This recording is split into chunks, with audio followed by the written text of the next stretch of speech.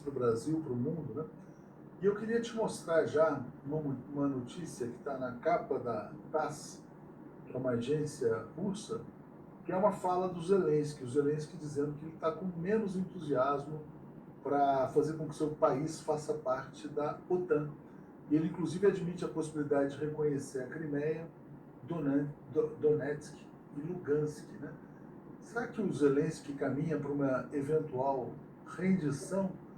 É uma guerra que já deixou 2 milhões de refugiados. Passo para você. Eu acho que a guerra é uma questão, é favas contadas, né? Os russos dominam completamente o panorama de guerra. Embora a cobertura da imprensa dos países imperialistas no Brasil seja uma cobertura que procura mostrar um otimismo, né? Grande resistência ucraniana e tal, nós sabemos que isso daí é tudo uma grande fantasia, não tem nada disso. Os russos, inclusive, o que me chamou a atenção, né? A gente falou na semana passada que a guerra ia terminar em coisa de 72 horas, né? Eu acho que nós não entendemos bem naquele momento o plano militar do Putin. Ele está realizando uma operação que parece ser mais complexa do que a gente pensou, né? Por exemplo, ele tá levando adiante um trabalho de controle de todas as principais cidades que têm as costas para o Mar Negro, né? Que é uma coisa estratégica, uma vez que você não possa levar lá nenhum tipo de navio carregando armas e outras coisas, você controla boa parte do país, né? Parece que ele está tomando muito cuidado com isso. E ele também parece ter a preocupação de evitar a propaganda de guerra, né? Bombardear civis, etc. e tal. Mas me parece que a coisa é tranquila para os russos, né? Uma coisa é propaganda que o pessoal fala, estão resistindo e tal, é bobagem.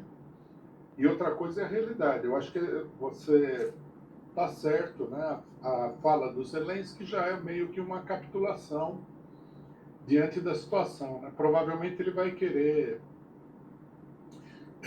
na negociação com os russos, ver se ele tira alguma vantagem para sair por cima, se ele continua no governo, etc. e tal. Eu acho, não sei exatamente qual é o plano dos russos em relação a isso. Eu acho que eles querem uma mudança do governo, né? Eles querem, na minha opinião, eles querem derrubar o governo da Ucrânia. Mas me parece uma situação tranquila do ponto de vista militar, né? Apesar de todas as ameaças, bravatas, etc. e tal, que, na minha opinião, é tudo uma questão de pura propaganda política. O que denota a fraqueza não tanto do Zelensky, que é óbvio, né? A Ucrânia não é um país forte nesse sentido, mas a fraqueza da OTAN, do imperialismo, propriamente dito. É importante falar sobre isso porque, de fato, nos primeiros dias, né, o Zelensky fez vários apelos, Rui, para que a OTAN participasse diretamente da guerra e todos esses apelos foram rejeitados, ou seja, os países da OTAN não querem um envolvimento direto numa guerra contra a Rússia. E aí a guerra vai se limitar ao campo das sanções econômicas, que é um outro tema que a gente vai colocar já já. Gabriel Barbosa está dizendo assim: no Twitter a OTAN divulgou nota parabenizando mulheres com uma foto de um soldado neonazista. Nem eles conseguem esconder. Eu não sabia que existia perfil da OTAN no Twitter, até vou procurar para eventualmente mostrar aqui. Rui, e aí o que acontece? Quer dizer, você acha que a tendência, então, agora com o país devastado, 2 milhões de refugiados, a infraestrutura militar praticamente destruída, ele está negociando ali a capitulação, seria isso? E ele pede nessa matéria que eu botei ali um encontro pessoal com Vladimir Putin, né? Não sei se o Putin concederia isso, mas te passo para olhar um possível desfecho dessa situação. Claramente, quer dizer, o que vai se notando é que ele vai ficando sem OTAN, sem países aliados, sozinho, e aí realmente tem condições de prosseguir. Se eu fosse o Putin, não me reuniria com ele, não, de jeito nenhum. Eu acho que é mais uma questão, mais uma jogada também de propaganda política, né? Aí ele vai falar que ele acusou o Putin de genocida, sei lá o que coisa, né? Ou então vai mostrar que ele tem cacife para negociar com o Putin. E me parece que o Putin rejeitou essa ideia, né? Eu acho que o problema é muito claro, né? Da maneira como existe hoje o equilíbrio de forças militares, a OTAN sabe que uma interferência direta militar na Ucrânia poderia levar a uma guerra de grandes proporções. Tá? E eu não sei se o pessoal tem condições de bancar uma guerra como essa. Porque aqui nós temos que considerar o seguinte, não seria os Estados Unidos invadindo o Afeganistão, seria uma guerra no meio da Europa. Tá?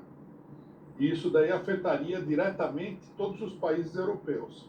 Uma coisa que não aparece na imprensa é o seguinte, o equilíbrio político interno dos países europeus é muito precário. Tá? Os países da Europa do Leste, quase todos eles são ditaduras que foram estabelecidas lá pelos norte-americanos, pela OTAN, tá? E são ditaduras frágeis. Uma guerra aceleraria brutalmente as tendências à dissolução desses regimes.